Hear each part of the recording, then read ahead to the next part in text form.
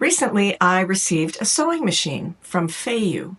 In this video, I'll share with you my impressions of the machine, a little bit about its features, and how it performed in some sewing tests that I undertook.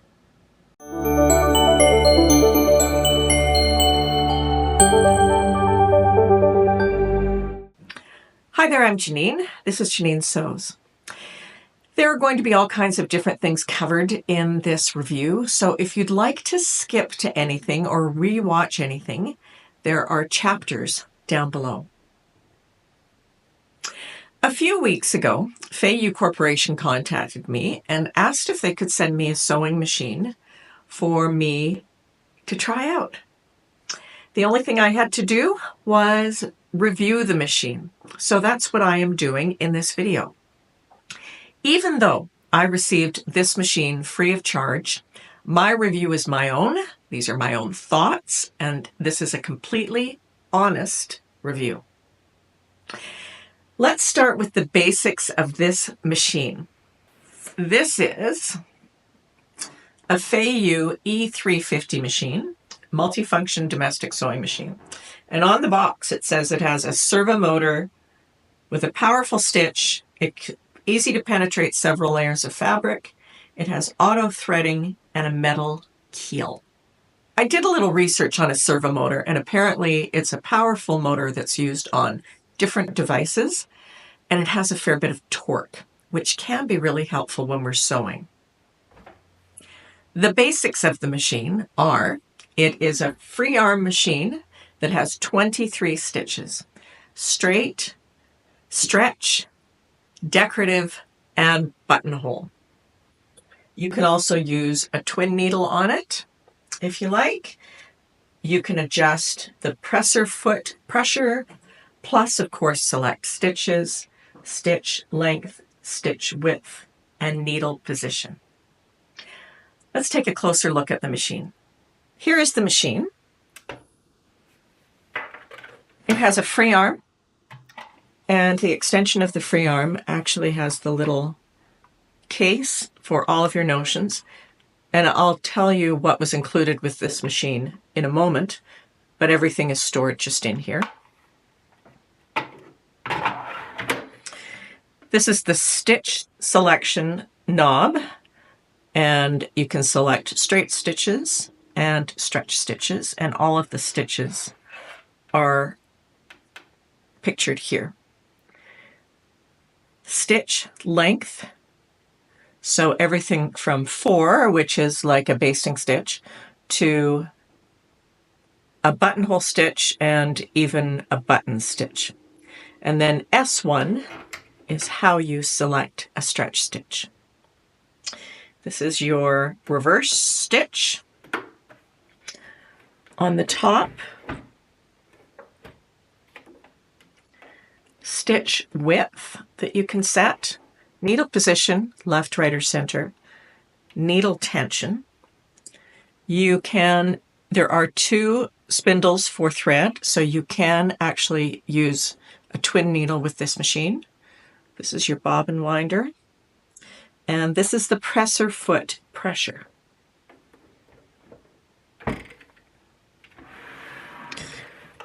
On this side, you can adjust the buttonhole with this selector.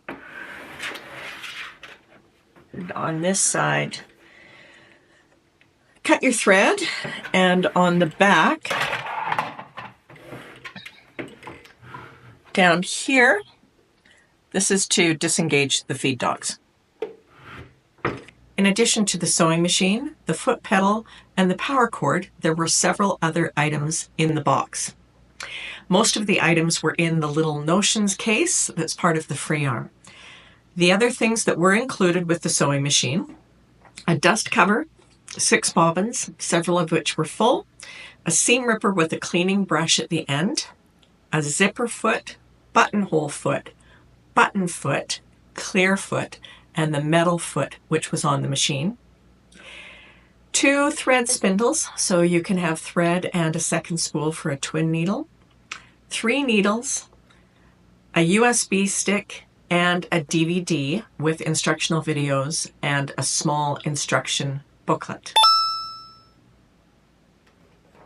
Once I became familiar with the machine, it was time to try it out. The biggest change for me working with this machine was the fact that it's not computerized or electronic. It's mechanical. Every sewing machine is mechanical, but this one just doesn't have the computer or electronic controls. For me, that meant getting used to using a foot pedal that can go from to 500 miles an hour as soon as you push it down. So I had to get used to the foot pedal a little bit first. It's not a problem, but as a person who normally sews on computerized machines, it was a change, and I had to learn how to work my foot on the foot pedal. I decided to run through all of the straight stitches first. So I just put in some poly thread and used the needle that was already in the machine, which was, I think, a size 14 needle. And I ran through all of the straight stitches on a double piece of cotton muslin. So there's straight stitches, zigzag. It's the same zigzag, just with different length and width. There are overcast stitches, decorative stitches, and even a blind hem. And had no problem sewing straight stitches at all. Fabric fed through just fine, easy to sew. One of the things I was most interested to try was the stretch stitches. I primarily sew stretch fabric, and last time I sewed with a mechanical machine, there were no stretch stitches. You probably used a zigzag, but I wasn't sewing knit fabrics then. So I was really interested to try the stretch stitches on this machine. So I grabbed some cotton jersey. It's a fairly beefy cotton jersey that I use for t-shirts all the time. And I just tested out all of the stretch stitches. I used a universal needle. I didn't change to a stretch needle or a jersey needle. But I tested all of the stretch stitches, starting at this end with the straight stitch and then the zigzag and the decorative and the overcast stitches. The main stretch stitch on this machine is a triple stitch, this one here. And there's also a zigzag for stretch, which is this one. And with this zigzag here on the back, you can see it a little bit better. Get that to focus. It goes through back and forth through the fabric a couple of times. The machine doesn't have a lightning stitch. I personally never use a lightning stitch. I will normally sew with a very narrow zigzag or a wobble stitch, as Nancy Zeman used to call them. So for me, sewing with this machine, I would normally use this zigzag, which has lots of stretch, and depending on where I am using this stitch, I would make it narrower or wider. So I was happy with the stretch stitches too. No problem. Fabric didn't get stuck in feed dogs or anything. I'm going to give you a quick little demonstration of the machine so you can get an idea of what it sounds like when it's running. I'm going to just sew on 2 layers of muslin. I've selected a straight stitch with a length of about 2, 0 width, and needle position is in the center.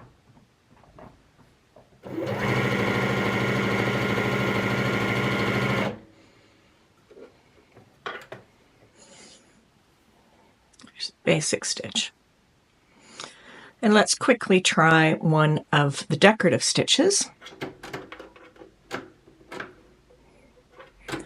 This is kind of an interesting stitch here. This is stitch number G, which looks like little boxes.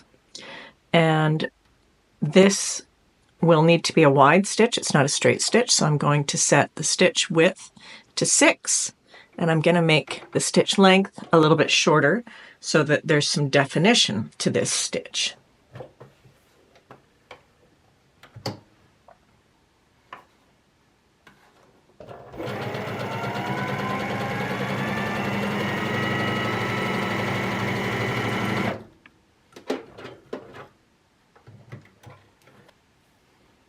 There's the front side and the back side. One of the things that I really wanted to test out was this little motor. I have always heard that mechanical machines can have a lot more torque and can go through much thicker pieces of fabric. So I wanted to try this out. I had some raw denim scraps, so I cut that up into little pieces. I put a denim needle in the machine, cotton thread for the needle and for the bobbin, and I just started sewing layers of denim on top of each other. And I got through, without any problem whatsoever, I got through 10 layers of denim. Didn't hesitate for even 1 second. So this is 10 layers of denim, and I probably could have done a few more, at least. I was just at the point where trying to get the fabric underneath, I was going to start having a problem getting all of that denim underneath the presser foot. Of course, I'm not always going to be sewing several layers of denim. I will likely be sewing some very fine fabric too. I switched the needle to a fine needle and the thread to a fine thread and sewed together 2 layers of silk organza with a straight stitch and had no problems with this whatsoever. I was a little concerned that maybe the fabric would get caught in the feed dogs, and it didn't. Just fed through perfectly. So it went from 10 layers of raw denim to 2 layers of silk organza without any problems at all. The next test that I did was buttonholes. The machine has the buttonholer foot and it has the buttonhole stitch. So I just recorded a little video while I was sewing buttonholes, and I'm going to pop that in here. Okay, I'm going to show you how to sew a buttonhole. So the first thing to do is to switch the stitch selector to buttonhole and then set the stitch length to the buttonhole section there and the stitch width to 6. You put the button in the buttonhole foot, and it's back there. And then this is really important, and this is a little different. There's a tab here that you pull down. Pull that down, and you push it back. If you don't push it back, it's not going to make a buttonhole right. I am using a piece of muslin, and I have interfaced the second piece just to replicate really what it's like when you're sewing a buttonhole. So here we go.